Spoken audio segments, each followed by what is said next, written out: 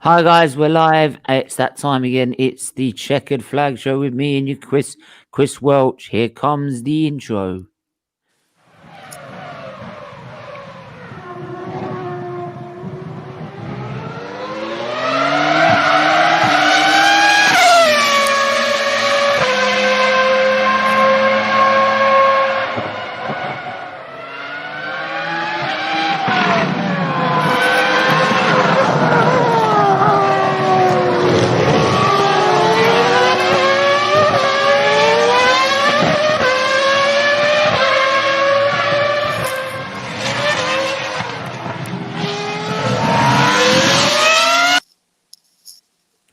Yeah, I'm sure we all missed that sound. Don't you worry about that. But we've got already a guest on the show. It's Victor. How are you? Hi guys. I'm fine. How are you How are you both doing? Yeah, we're not too bad. Not too bad. Yeah. I'm just gonna change this background Battle, because this background doesn't battle make sense. theme. Yeah. I'm probably sure you guys like the background, right? If you're a Hamilton fan, that is. Right. Be warned, right? There's this one guy who apparently calls him a cheat all the time, and Mercedes are cheats and this Oh that, and the other. yeah, Just ignore him. It's a complete idiot because he doesn't come on here and back it. So yeah. Anyway, guys, we're here with the latest news, and obviously, I think the biggest talking points is the Australian and Chinese Grand Prix.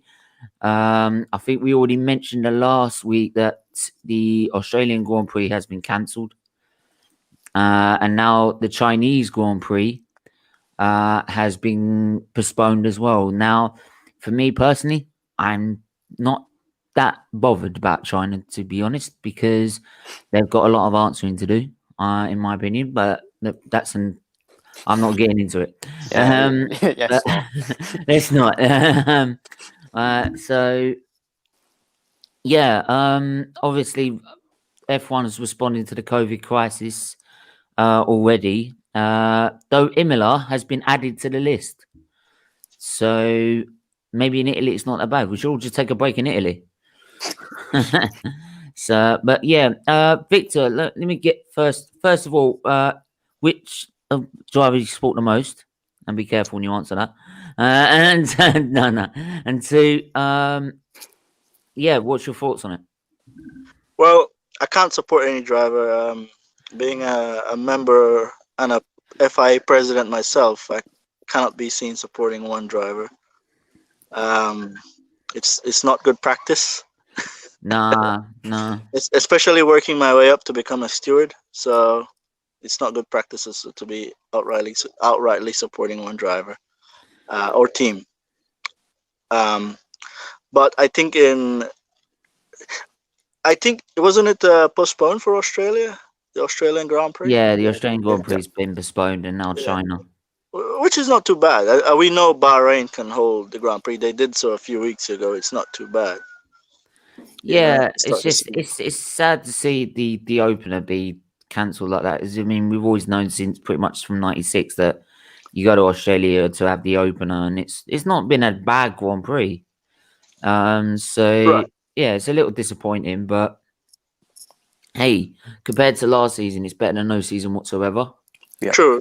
They started till the summer at Austria, so it's not too bad. We're still gonna get the start around the same Yeah, time. and the fact they managed to get like so many races in is just incredible. So it's it's probably just showing. I think the FIA are showing what the FA and UEFA should be looking and should be doing at the minute. Yep. And by the way, everyone by the way, hit that like button, hit that subscribe button as usual. Get that done, and the links in the chat if anyone wants to come on. But yeah, I think the FA UEFA need to start looking at like the FIA as an example of what they should be doing in terms of coping with the crisis, because one's responding, one isn't. True. Uh, so yeah, it's sad in a way, but I like think. as I think. oh, I think in the FIA's case, it's easier to maneuver and organize because it's an international body. made up of international people. The decisions are made by the World Council, and it's a bunch of guys who are giving their expert opinion on how it should be done. And I think it's the best example, as you said, because it's a mobile bubble, traveling from country to country. And I think in regards to the FA and the UEFA, that's what they should be doing. All the teams should be in a bubble in one hotel complex with their families. Of course, each team can be in a separate hotel, but it has to be a bubble. And you only get to go to the game and back to your bubble. Yeah. I mean, I agree entirely. But Chris, what do you think towards all this then? I agree. The FA and UEFA, even though that's different, that's football and all that, they should be responding to this. But I think their response is celebrations, isn't it? Yeah. Well, UEFA, it's all about money, but I'm not going to get into that. But FIA, they're putting them to shame. They doing the right decision, postponing some of these races if they can go ahead. I think it could be like last season. Then I do expect some more races to get postponed, but we don't know yet, do we? So yeah, this season we could have more races, but I think it'd be just like last season. I think we could see one double header, like in Austria, for example. But yeah, right decision. Yeah, just to be safe. And yeah, it's better than nothing. Still got races going ahead. Yeah. Sorry, something I did say 7:30, but like I'm absolutely nothing from yesterday, so I thought I'd get this done a bit earlier. So that was literally last minute. Don't. Yeah. How could they time me out? It made me fall asleep last night. Right. I watched that game, and when I went to bed, I just thought about the game and just gone. But yeah. So obviously it moves to Bahrain, and yeah. So we just have to. I think it's just have to be just wary of what can happen. I mean, at the minute, it's the way it is at the minute, and it's just we just got to respond to whatever is the right decision. And if they feel that's the right decision, who's like to blame them? To be honest, so yeah, right. You can't sort of knock them for like looking out for the drivers, the teams, the stewards, like all the press, because there's so many people that take part, even if you have a minimal amount. So, yeah. What I would actually bring up now is I'm actually going to bring this up now because I've only just seen it, which I didn't catch until later today. I'll share the screen. Come here, that one. So, former Mercedes executive Jürgen Huber, a key player for the Marquis' move into DTM and F1, has died at the age of 81. It was on Huber's watch that Mercedes joined Focus with McLaren, creating a partnership that would win 2 world championships and a third with Lewis Hamilton. And yeah, it's this has literally just come out at 4:31 p.m. today. So obviously influential in sort of getting Mercedes to where they are now, which is top of the timesheets. So yeah, it's sad. It's obviously sad to hear. Yeah, and I mean, you this is the thing is like with these news shows at the minute is that it won't build up until like February when you get to February is when you'll start seeing like the dates for the launches. By the end of the month, you'll see the testing being organised, and then we'll have testing. I'm debating whether I'm going to be doing like an hour show watching the testing, doing a watch along to it. But yeah, we're doing it's just in this period where there's a little lull because there's all the drivers have been decided. So yes, Hamilton needs to sign a new contract, and I'm pretty sure that's going to be done. Right, that will be done at some point. I don't see him going anywhere. So, why would he go anywhere? So, I mean, yeah. So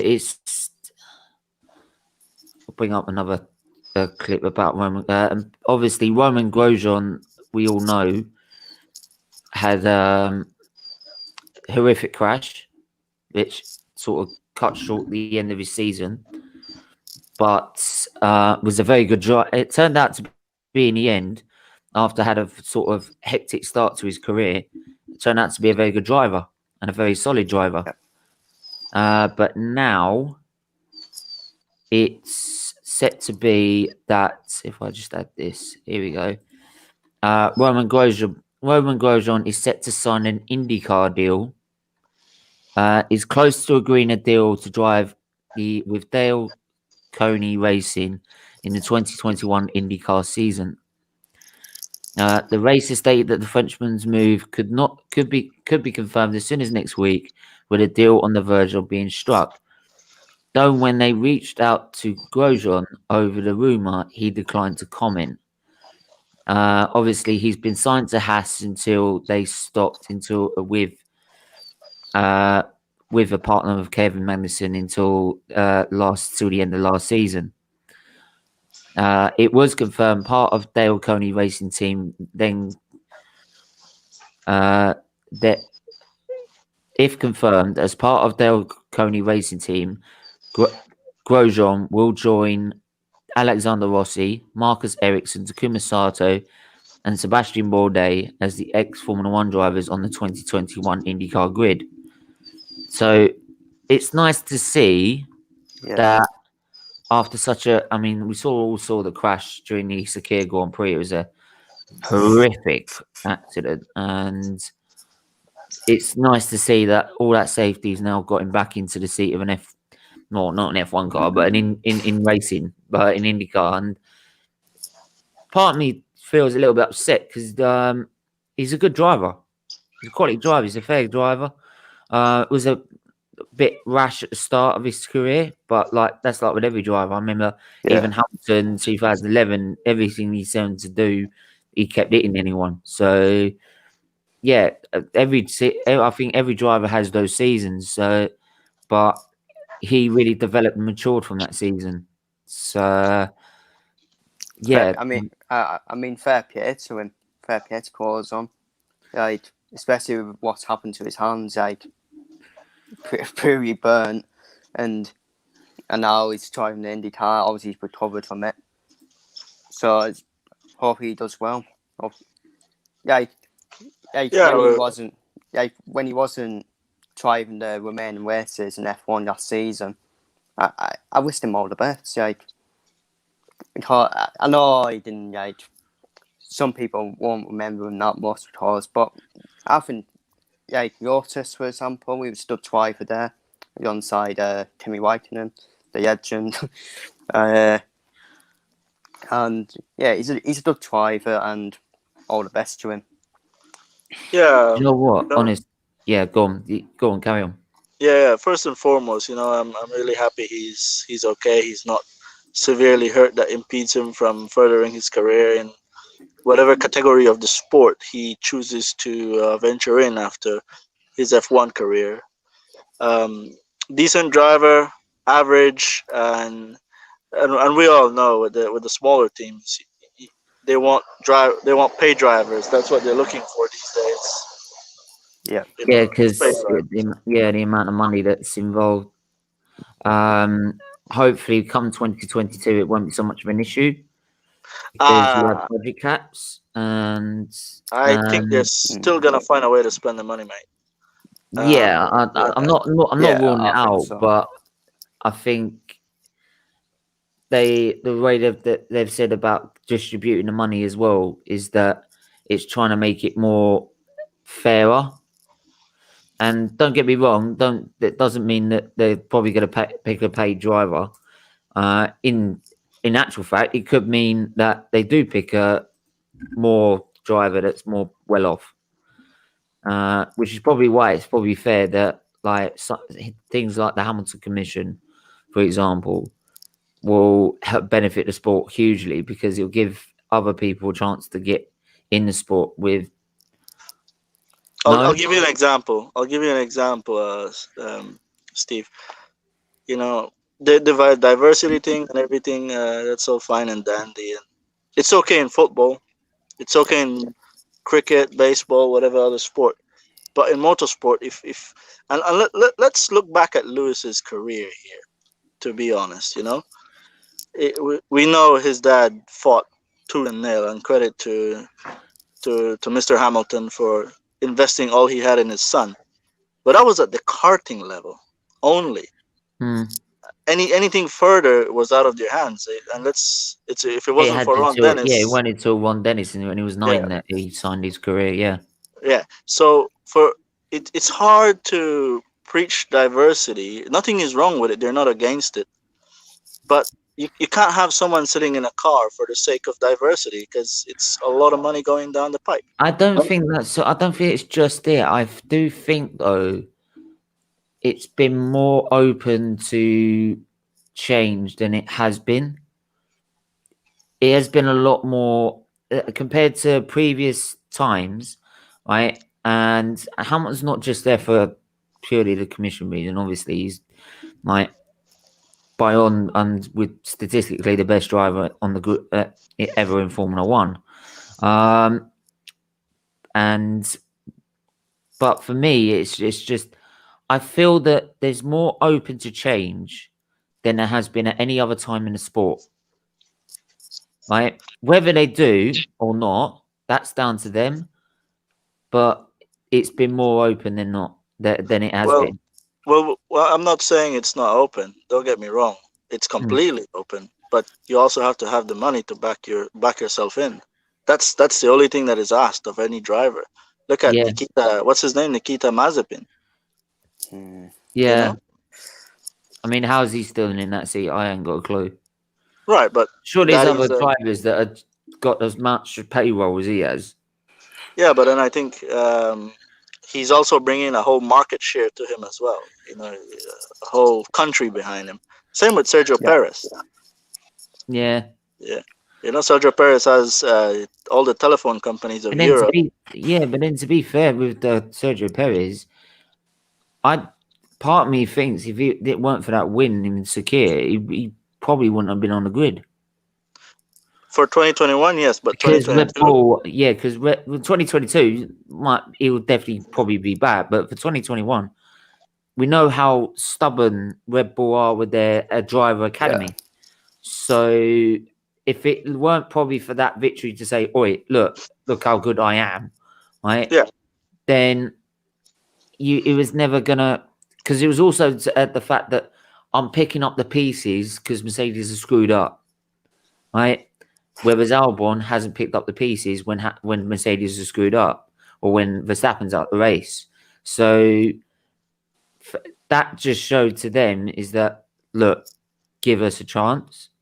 So I still think by the end of next season, he'll be out. He'll be probably out for Tsunoda if he has a good season at Toro Rosso. Yeah. Red Bull we all know Red Bull are very brutal and just they don't care. They take one driver up, put him in. You live and die by the sword there, man. Honestly, right? It's like you know what they say about a hot seat. That's definitely a hot seat. Yeah, right? But I think one of the issues with Red Bull is the car is too Max Verstappen. Yeah. So it's hard for any other driver to do well and get the team points when the car is too much. Because look how well Gasly does in the Alpha Tauri. Yeah.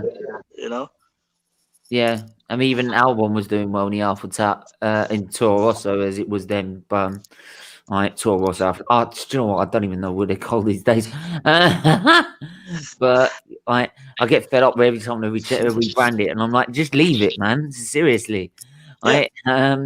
But yeah, I mean, even the Albon was outperforming the Toro Rosso. Say like Monaco is probably like if he weren't stuck behind that traffic, he would have got their best result. So. Right. Yeah, so I don't think Albon was a bad driver. I just think the car just never suited his style. It's very Whereas very you see matched. Mercedes, they've got drivers that are similar in style, but have got a car that can benefit both. And I think that's where that's why I like the Lewis Nico partnership, because even though Lewis won 2 of the 3 seasons, but they were tooth and nail. It was not by a big margin. It was very, very fine margins between the two. With Bottas, there's no challenge. Bottas is just I'm just there gonna say for one. points. I'm just gonna say 2 words. This is if Peter Raymond's in the chat, by the way. Austria 2016. Talk about cheats. Yeah. Everyone does a bit of haji paji every now and then. No. You tell me where you've seen Hamilton do something like that. Come on. Yeah, if Michael. Austria 2020 Albon? Maybe. No. I them two got a bit party bars, Hamilton and Albon. No. The Albon, no, that one. You can honestly say, look, you can see the steering angle of Hamilton. He's never gone like that. He's completely like that. I'll give you a better example, right? US, I think it was 2015. Lewis did something. I think he took a page out of Senna's book, right? He put on the first turn. He put the car on Nico and left it up to Nico if he wanted to have an accident or not. Yeah. That's how he got the position on him. Nico backed out. Yeah, it was not dirty. It was not dirty. I'm not talking about the move being dirty. It's one of them. Just saying. You've just got to say, look, if you're gonna do it, right, you've got to get around. Yeah. You've got to do it the hard way. Right. So he completely cut off the entire space and say, if you want space, you have to bang me for it. You know? Well, if I would have been Nico, I would have banged him for it. That way he wouldn't do it again. But if you were Hamilton, what would you do? I would do what Hamilton did. I'm not saying I don't blame Hamilton for doing it. That's not what I'm saying. I'm saying if I were Nico, I would have banged on him. Yeah, I would have. I would have just like and they did. They even banged wheels over it, and but then. Then I think in 2016, that's when it happened in Austria. Yeah, but in 2016, I mean, I looked at it and because I was in hospital at the time, so I didn't actually watch the Grand Prix. I was having surgery. When I came out, and Mum said, like, you want to watch this Grand Prix? Like, it's gone insane. And I'm like, okay. I watched this Grand Prix. And by the way, Rosberg only won that season because of reliability issues with Hamilton. I'm sorry. Well, that happens in F1 all the time. Yeah, but look at Massa in 2008. Come on. How is it he could? No. Like Brazil 2007 as well, yeah. Like no. So Hamilton had DNS as well. Their issues, man. Honestly, like, you need some luck in F1 to be a champion, as well as hard work. Yeah, that's but what was funny is that Rosberg had all the reliability in the world, and yet Hamilton had a gearbox problem. He had this, he had that. It happens. Malaysia, he had the newest engine on the grid, and it still blew up. Yeah, but then remember this though. The car was suited to Rosberg's driving style for the mere fact that Rosberg is the better technical developer or setting up the car than Lewis Hamilton is. And everything, the reason they were not sharing information on how to set up the car, that's where it really went sour. Yeah. But I'd say like with Austria, with Austria 2016 is that like I think Rosberg tried to do what Hamilton did to him, but he took it too far. And it happens. That's racing. You know, Right. they're competing at a very high level, Mm. and we I won't say I'm not justifying what Rosberg did. I'm not saying it was right, but I'm just saying, you know, it's so much pressure, and we know F1 is pressure. It's Oh, never there's never a calm moment in F1. no, It's of course you don't. high pressure, and I can tell you, like, even like It's one of when them. You either float, you either float or you drown. right, like let's say if you ever meet Jean Todt, right, and you see how he gets the work done as FIA president, it's pressure. It's 100% pressure all the time to Now push it's forward. who is it? Oh God, who is it? Oh, Your forgotten former name. FIA boss. Yeah, yeah. No, the new FIA boss. Who is it? It's the Ferrari. It's the Ferrari chairman. It used to be the Ferrari team principal. Yeah, yeah, I and you can't can remember his see name. that the former Ferrari team boss, yeah, Jean. Yeah, not John Todd. Yeah. It's been changed to someone else now. No, he still is. Elections Is he? hasn't happened yet. Yeah, elections hasn't happened yet. Oh, That's yeah. Oh, Yeah. I must be the new leader of F1 then. that's Stefano Domenicali. Yeah, Yeah, that's the CEO one. from. Thinking Yeah, of. yeah. But what I'm saying is, you see that F1 way of doing things, and it's sustained high pressure. Hmm. You know, not everyone is built for it, and it starts from the top. It goes through everyone. You know, the driver, everyone. And Rosberg was feeling that pressure. You know, pressure makes you do stupid things at times. Yeah. It's like with 2011, right? I think with 2011, everyone was having a go at Hamilton, but I think a lot of what people forgot about Hamilton at 2011 was he'd only just joined in 2007. He was only 22 years old. He was still a kid. Right. He's still young, very young, right? Now you've got Verstappen that turned up at 19 and stuff like that, but Verstappen right, turned up at 16. 16, right? Yeah. I mean, fucking hell, you couldn't even get a driving test. Madness, ain't You it? couldn't even get a driving test in this country. I mean, like, and yet you can drive an F1 car. But remember, he was It's not his going to mom. the instructors. They can't just have my license, please. But remember, he comes from, like, he's racing blood. His mom was a racing champion, karting champion, I think. You know, and of course his dad was in Formula One. his dad played second fiddle. Oh, Yeah. my God. Yeah, his dad was but regardless, he still was an F1 driver. Oh yeah. Yeah, in the Yester era, which was a bit tough. Mm. Yeah. I mean, you're going up against Michael Schumacher, which is beyond tough, Right. right? So And it's like with Valtteri Bottas and Hamilton, right? Everyone, like, you've got to start now looking at this guy, and you still got to start looking at, well, his statistics are there. It says in black and white, he is on the level of Michael Schumacher, at least on the level, right? Even if you say he's better, but like Schumacher's better with personal preference. Personally, to me, I've seen Senna do amazing things, right? Some stupid things, but amazing things, right? it goes back to, like, But then it's like, sadly Senna's life was cut short. Right, we didn't see how long he was. I know, and I think that would have limited Schumacher's number of titles. But I do feel is that 1988, Senna out qualifies Prost by 1.5 seconds, right? Hamilton takes a car that was supposed to be third best around Singapore 2018. They literally came out and said there was that the car was slower than Ferrari already, and they said we don't know how, and then we all know that Mercedes struggled around Singapore, right? And he managed to qualify first. The car was beyond perfect. You could go for the lap. It was beyond perfect, and that was even on a 24th. That's like Monaco on steroids, right? But then you have George Russell come in the car at Sakir and do exactly what Hamilton did against Yeah, Bottas. but then you've got to start thinking: does Russell have the same talent?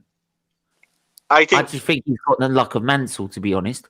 I think Bottas is just not up for it.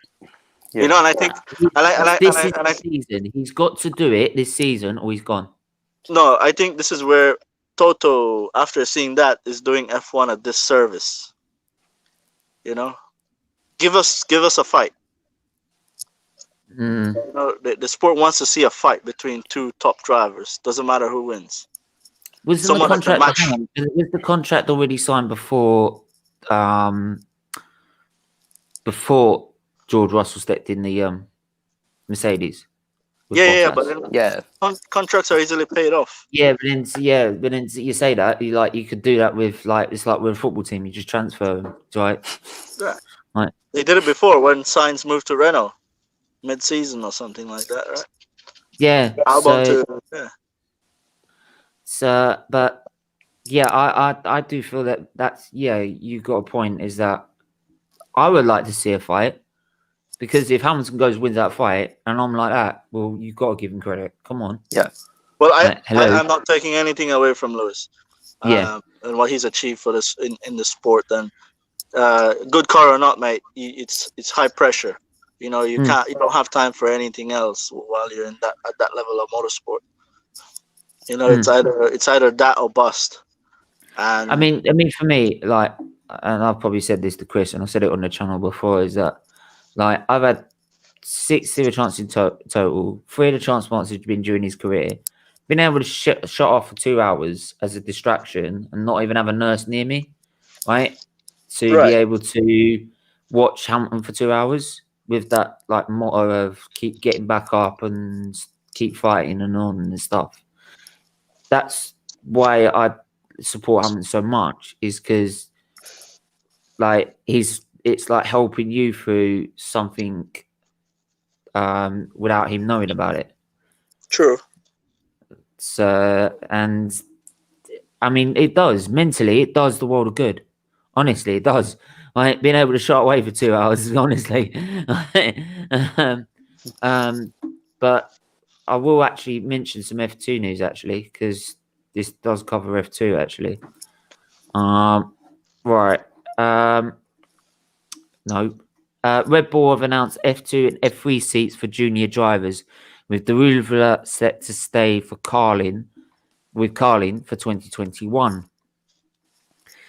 The Red Bull Junior team announced the locations of their Formula 2 and 3 drivers for the 2021 campaign, including the increase in the high-tech Grand Prix, with no fewer than 4 drivers earn a seat with the Silverstone-based outfit. F3 title contenders Liam Lawson and Dewey Vips will both make the step up to F2 full-time, and 2020 race winner Jehan Deruva retains his seat with Carlin into F2. 15-year-old Jack Crawford and Honda-backed Ayumu Awiza will enter F3, while Johnny Edgar joins Carlin's F3 team. Fellow Red Bull prospect Dennis Horger has already announced with 2020 champions Prema in F3, right? And obviously Prema, they just dominate like F3. Let's be honest, right? So some decent young champ. I'd like to know a bit. I'd actually like to see that 15-year-old Crawford if he's that young and getting into the sport. I'd like to see what he's got, because you got to think like F3. Verstappen made that jump. He didn't. The reason he was so young is he made the jump to F1 from F3, right? And I know now you can't be 18 you can't get it until you're 18 now, because the age was getting sort of ridiculous in a sense. True. So, which I do agree with, because like youngsters can sometimes they can get a hot head and be rash, and they just need that bit more experience. Yeah, because at the end of the day, motorsport is dangerous. Well, yeah. I mean, you only have to look at the second to last race, and you can see how dangerous it is. Matt is in the house. Yes, you have Victor on. Well done. Yeah. It's like Matt, you like the links in the chat if you do want to come on, mate. And by the way, everyone leave their likes, leave their comments, and and leave and subscribe to SFeatleyTV as usual. Yeah. What is your thoughts about? I can't even remember what we were just discussing. Jesus Christ. What was it? What was the topic we were discussing beforehand? I can't remember. It's gone out of my memory. That's how bad my memory is. Oh. The F2 drivers and F3. No, before that. Oh, before that. It was. It was about. It was about Hamilton, wasn't it? Yeah, it was about arty between Hamilton and Wadsworth. Yeah, leave your comments about that, right? I'd love to know your comments. I probably know someone already, right? Yeah, Matt's gonna come on. Right, he probably knows absolutely jack shit about F2, but we'll teach him. We'll teach him along the way. Yeah, he has got that F1 idea, doesn't he? What part of the UK do you guys live, if you don't mind me asking? I'll start with you, Chris. I live in the northwest. It's like Carlisle, Cumbria. It's just basically outside of Scotland. Okay. So it's like very north and. Have you seen a map of the Have you seen a map of the UK? I pre-COVID, I used to go around 5 times a year to the UK. Okay. So do you know the county Suffolk? I heard about it. Yeah. Yeah, that's where I live, East Anglia way. So yeah. But I used to live in Greater London. Have you ever guys been to a Goodwood Festival of Speed? No, I would like to go though. I haven't. I've been to the British Grand Prix though. You have to. It's a treat. It's a treat. You know, it's one of those events where you can see the car up close, touch it. You know, you hear. Imagine 10 V12s turning up and revving at the same time in one small area. My God, you have to wear the earplugs. You have to wear it. Oh yeah. That's the thing. I mean, the F1. Like last time I went, the F1 was in 2019. The time before that was 2012, and in 2019 I didn't have to wear earplugs. The only time I had to wear earplugs was the Carrera Cup. Yeah. I didn't have to wear it for the rest of it.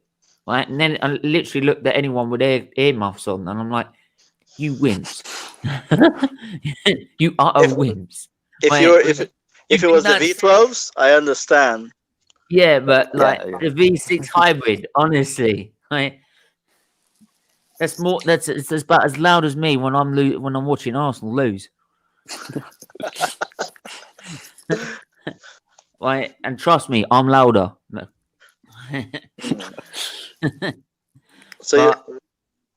Yeah, go on. I can't help but see Arteta out on your description. Yeah. Okay. Let's get on. Let's not get into it.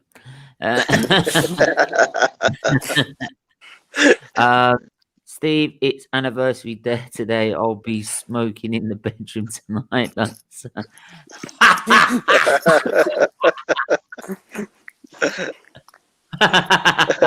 It's always Anthony, isn't it? Oh, Anthony, man.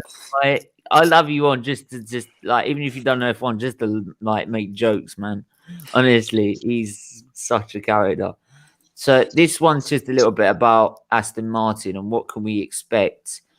It's a company apparently wants to fight the big brands, so he wants to take on McLaren, Ferrari. Well, Ferrari's not that fucking difficult. Right. You wanna know a joke about Ferrari? You know, they say Italians are really good at aesthetics, you know, and stuff like that. They should stay that way and leave the engineering to the British.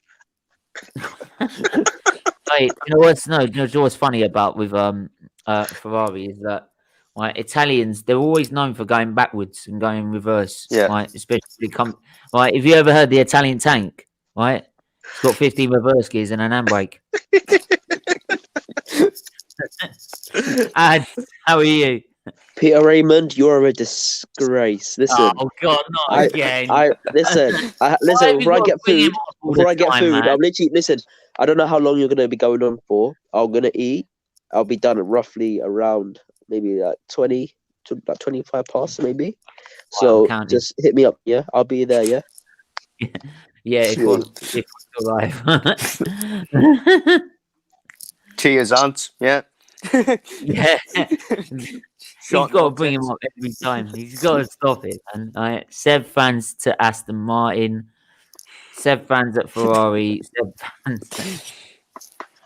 Yeah. I think, to be honest, Vettel will have a new lease of life there. To be honest. Yeah, no doubt. I think Sebastian is really good at setting up the car. That's where his strength is. And he's the type of guy that needs to step on the gas early out of the turn. And with a Ferrari car, sadly, you can't. You could do it, but you have a lot more to manage with the car to even get to do it. We all know Ferrari. It's just that, like, since I don't know what it is. I think it's also a confidence thing, because since Germany, it's just not been the same. And he had the same car. It's just that though Germany afterwards they had the faster car, he weren't producing. And I think, he wasn't too bad when James Allison was there working with the car, technically. And you have to put into question Ferrari's engineers. They can't be absolved from the blame. I think personally, I think Mattia being team principal is the wrong move for Ferrari. It's like taking the car to Quit Fit. There you go. There you go. But I think, by the way, other engineers are available. Right, and I think with Aston Martin, you're basically getting a green Mercedes.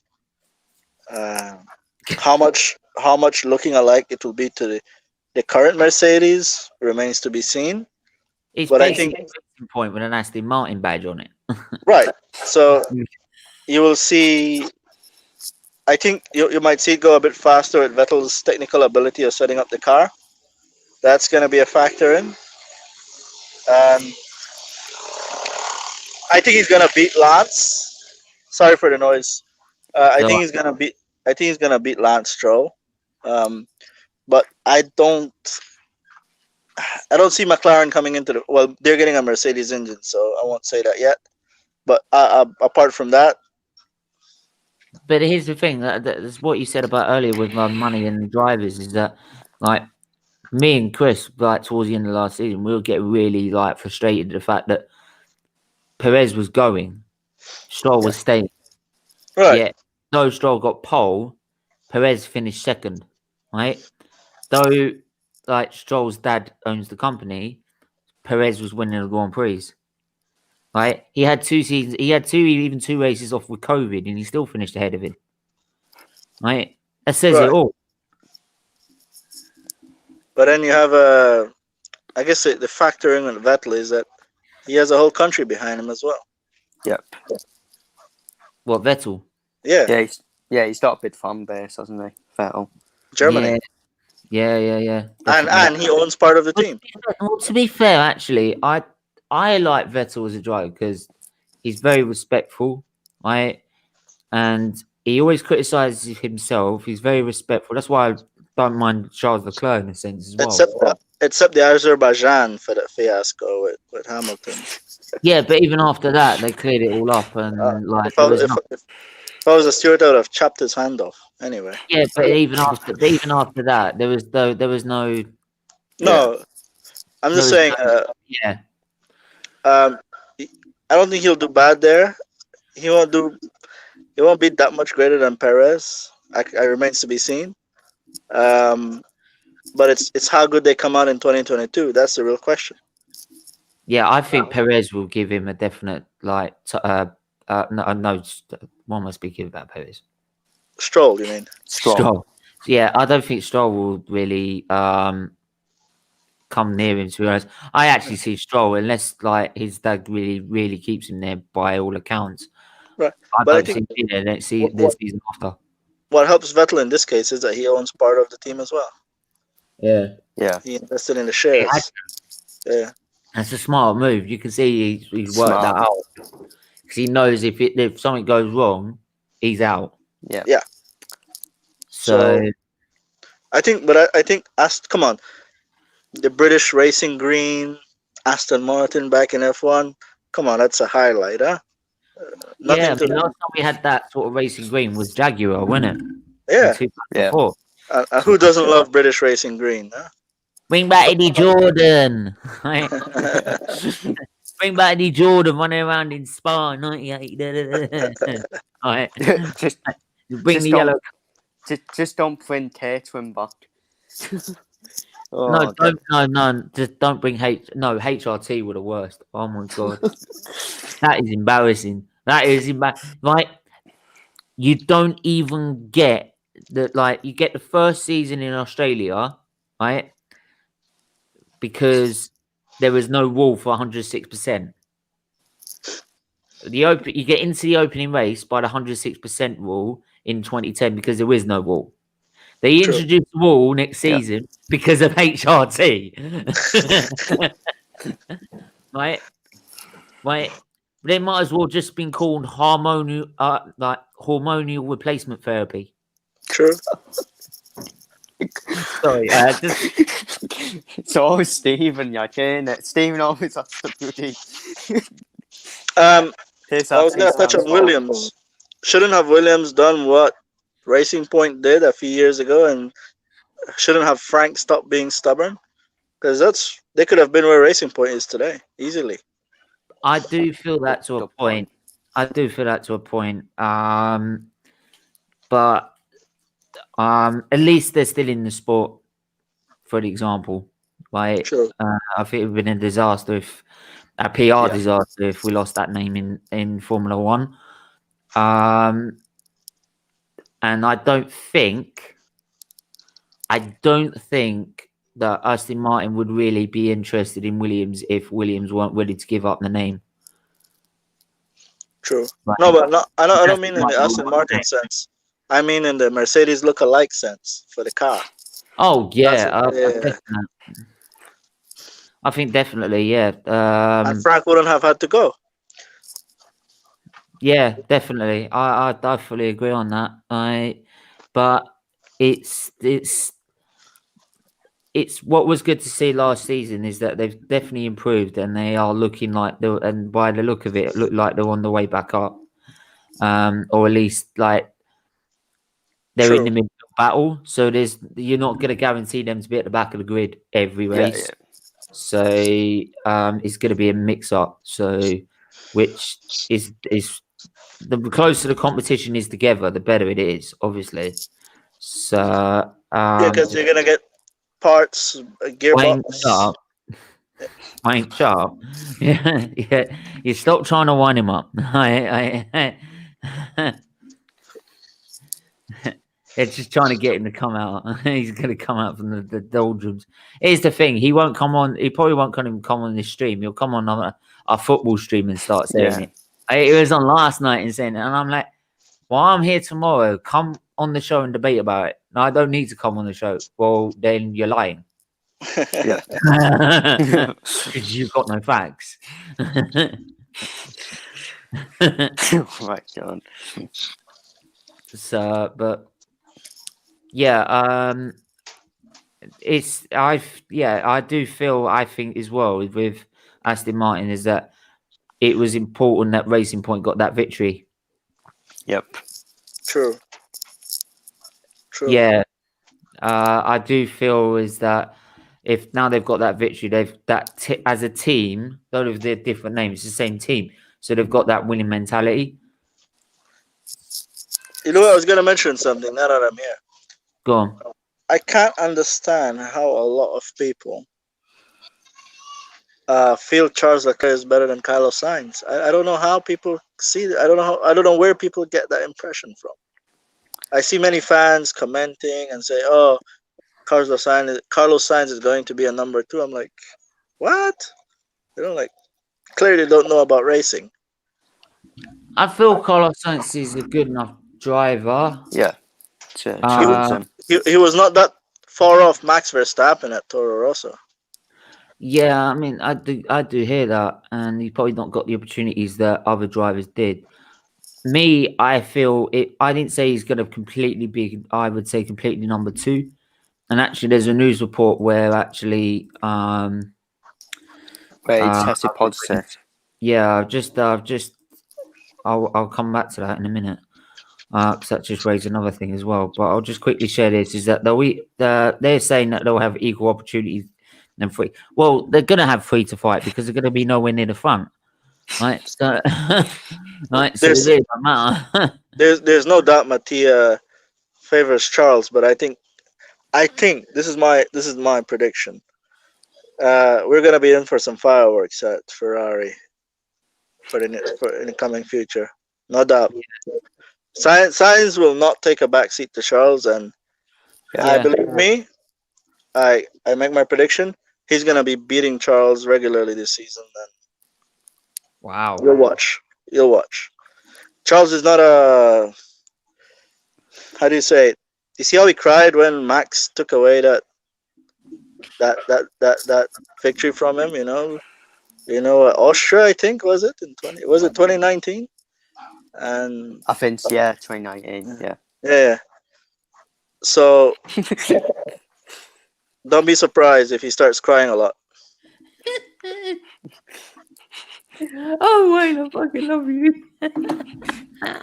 The massive stuff in comment. I'm sorry. It's not you. Oh god.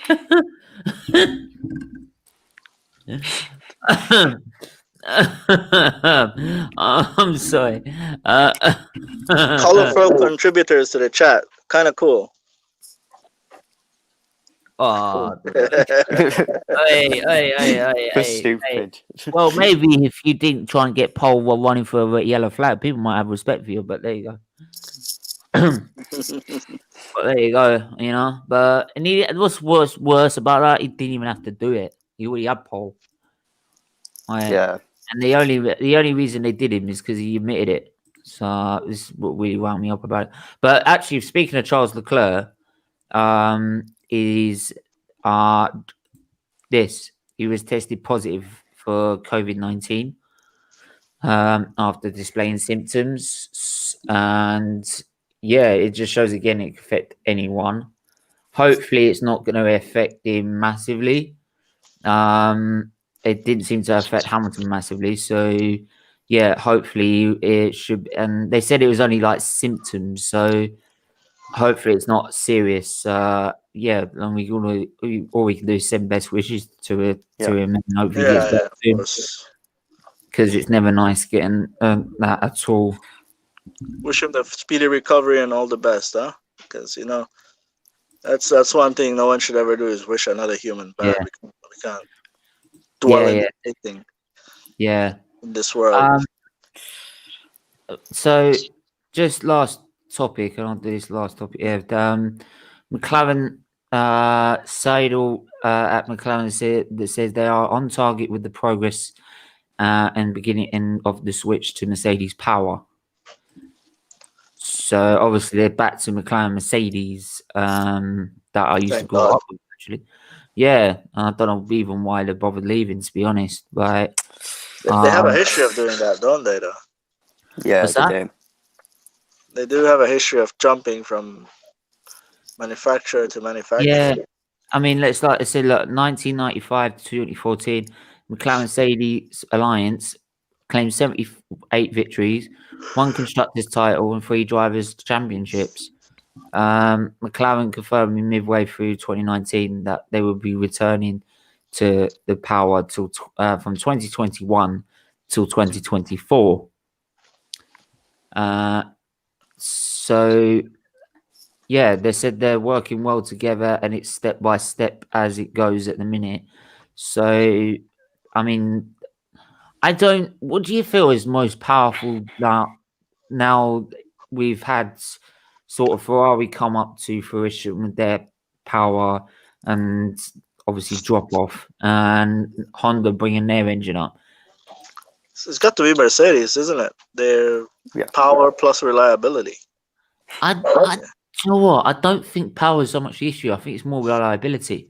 Yeah, that's what I was going to say. Reliability, I feel, is like king, right? And I think in this season, the way it is at the minute, is reliability is king, right? Because the amount of points you lose is huge.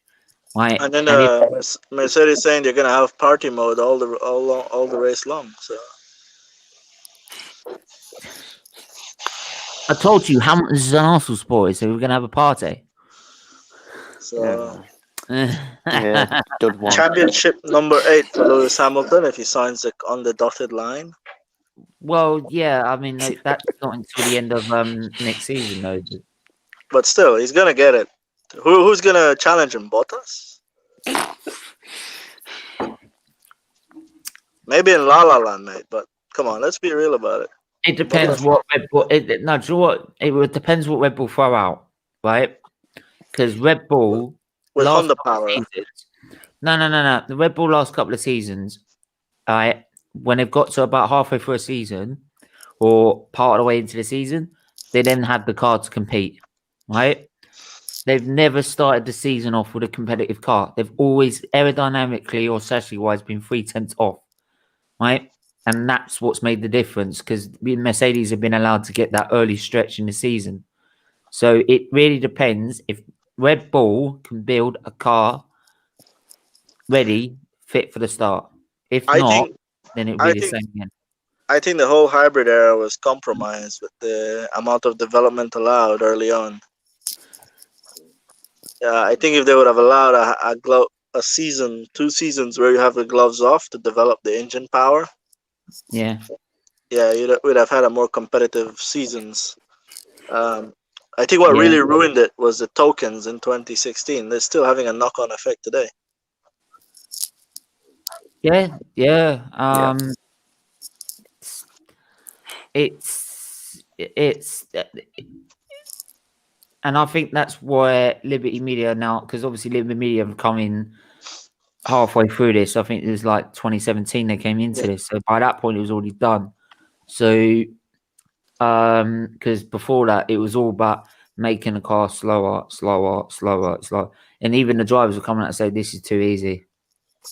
Right, this is too easy. It's just ridiculous. So, and you could tell by the cars, they look like F2 cars of today, right? Back then. So, it's for me, it's now that Liberty Media are now trying to fix those changes. I think that's where someone like Bernie excelled, didn't he? Because Chase Carey is not a racing guy. No, of course not. He's a media specialist. I mean, you've seen him at stuff now on YouTube and like the amount of shows that the fact you can have testing watched on F1 TV and the accessibility is so much greater than it used to be. I mean, you never got testing back. You never got like the first half of testing back like in 2017. Right, so that plus Sky as well. True. Has had a massive impact. Right. I mean, I think it's a disgrace that the UK only has one televised live Grand Prix on terrestrial television. Right. The rest of it's on Sky. Right. I think that's ridiculous. Well, they buy the rights, don't they? That's the business. Yeah, but it's like I said, whoever pays the most gets the contract. And Sky Sports just basically priced Channel 4 and BBC to the point that you can only do it like this, and that's an end of it. Here we're very fortunate to have everything is pirated, so we get all the sports channels, all the sports, everything you can think of, all the movie channels, everything. Guess how much? How much? £23 a month. I'm gonna book a flight. Yeah, I'm booking a flight as well. I'm booking a flight. So you get all the Americans, you get all the American sports, all the British sports. You know, the cricket, the rugby, everything, even AFL. Jesus Christ! All the boxing matches, UFC, it's on for no extra charge. They announce which channel it's gonna be on. Jeez, I gotta come out there, man. Seriously. What a life you got. So while we're struggling to get on live streams, he's like this. Exactly. So yeah, that's what we pay. £23 a month for everything. Everything. I mean everything. illegal. No, I do not condone it in any way. No. My channel does not condone it. We're not condoning it. It's just the reality of different It's the reality. countries. Yeah. Yeah. What 'Cause goes there's on no- stays in that country? I'm not getting away with it. No, it's because our country doesn't have any legislation against copyright. You see, so that's why you can no big company can come and say, "Oh, I want to sue you because you're streaming my material." It doesn't work here, so that's why. So we get all the Champions League, we get about 5. If there's 5 Premier League games playing, you'll get 5 of them in different channels. So you just switch to which one you want. But the flight over there. The only difference is that you're watching games at breakfast. Yeah. Yeah, that's the only difference. So on a Different weekend time at lunchtime. Yeah, so let's say the Liverpool game, what time is gonna be on? Half 4 kickoff UK time, so Yeah, it'll so probably be that's around 10:30 our time or 9:30 our time in the morning. So you're having a nice breakfast. F1 is around 6-7 o'clock in the morning on the weekends. I prefer it that way. I also That's just quickly read up a title back because we just spoke earlier about Aston Martin, their winning mentality for winning that Grand Prix. The fact that you've got Vettel there as well, and we all answered Vettel, the fact that he's not performing, but he's got that winning mentality, so he knows what it takes to win a Grand Prix. So he can be. He's very well. He's how do you say? Calculated strategy. Something Ferrari don't have. If you notice, he called his own strategy in Hungary. Yeah. Yeah. But then I do feel like, say, with the George Russell sort of incident secure, I do feel that Hamilton probably wouldn't have done the same thing. In my mind, I do feel he would have it would have been different if Hamilton was in the seat. But I think the fact that because George Russell, it's his first time in a Mercedes car, he was fully trusting in his engineers. So whereas Hamilton, he's got that experience. I mean, like Turkey, for example, they were all saying you can pit down if you want to, right, and be safe because in case it rains. And we're like, nah, I don't want to fire it off. And he knew from what happened in China, he didn't want to do that again, so he carried on. So he can make those. The more strategy. This is where like for Max Verstappen, this is where he's got a weakness because Max Verstappen hasn't got that experience level. But he did something in the Silverstone Grand Prix this past season where he did something similar. He said, "No, we're sticking with the hard tires," and they pushed on. Oh yeah, the anniversary Grand Prix, because that's the one he won, didn't he? Yeah, I also think that because it was extremely hot that weekend, and they were on less. It was very Schumacher-like in that way. Yeah, it was more. The tires were less, were more degradable as well, so it didn't suit Mercedes driving. So and they couldn't push. But yeah, it reminded me of Schumacher in that race, though. Yeah, definitely. And that's why I've always said, like, Verstappen's got the talent. It's just whether he takes on the knowledge and experience level and does it be this arrogant, stuck-up person that he ends up being at times where he doesn't take the advice, right? Because anytime that say, like I remember 2018, he hit Vettel in China. He hit Hamilton in Bahrain. But then they tried to take him aside and said, look, give him advice. Yeah. Right? And it got to a point he just didn't listen. So Danny Kvyat was the same way, right? Like around 2016, I think he was hitting on it. He was hitting everyone. Victor, are you in an allotment, my guy? Are you in an allotment? Oh. No, mate. I'm in the yard, just enjoying the sun. Yeah, don't worry about him. He doesn't get out much. I'm in the tropics, enjoying myself. I don't have to be in lockdown. Life is good. Yeah. Jealous. Anyway, we're gonna end it. I'm gonna end it there. So yeah, because there's nothing else to really talk about. But in terms of the F1, I mean, it's all pretty speculative and quiet in a minute. So when all got rid of the team principal, haven't they? Well, Cyril. Cyril, sir. Yeah. Gone, yeah. See, that's what my memory is. It's like a sieve, isn't it? Yeah, Cyril beat. Do you think that's going to affect them in any way? No. Well, at least if like Red Bull do go to Renault Power, they'll have someone to talk to. Christian Horner and them don't get on. No, but I think with Alan Prost being involved in the background, they'll be fine. Yeah. He's like their Niki Lauda. They'll be fine. I think Cyril will be back in F1 in the future for one team. I don't know which team, but he'll be back in the future. You never know. Ferrari. Exactly. Yeah, never know. So, but yeah, thanks, Victor, for coming on. Thanks to everyone in the chat. By the way, everyone leave a like and subscribe. And hopefully, if there's any more news, we'll bring it to you next week. Yeah, thanks for coming on, Victor, as always. Stephen, it's a pleasure. I really appreciate the invite. And Chris, it was nice to meet you as well. Not to meet you. You guys have a great weekend. Yeah, and Monday night there's the Arsenal-Newcastle game. So if you ever want to come, oh, by the way, Ads has just managed to come back on. But anything else you want to add? Ads. Yeah, Peter Raymond is a disgrace. Yeah, hasn't been here all stream this time. Well, right, I'll say this to you now. Anyone he wants, man. Anyone who's watching, if you can find Charles or Peter Raymond on Instagram or Twitter, please send it. I beg. I'll pay for them. If they actually find it out, I'm serious. I will.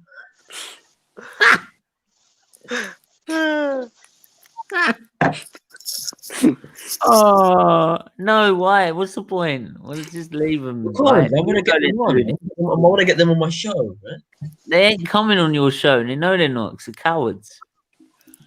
Well, guess what? They're a big part of your channel now. You know that, right? Yeah, I know. We're gonna set up a recorded sort of like montage, like every month or so, like of the deluded things they come out with, right? In the chat with some silly music, right? And we're gonna share it and we're gonna post this video on my channel, GNA TV, on any other channel that they turn up on. Yeah, well, all I'm gonna say is, Peter Raymond, you stupid disgrace. Listen, you're gonna get destroyed. All right, that's what I have to say. Sweet. Oh god. God. Yeah, so thanks everyone for tuning in, and yeah, we'll be back. We'll be back for the Arsenal Newcastle game on Monday. Take care. Bye. Bye. Take care.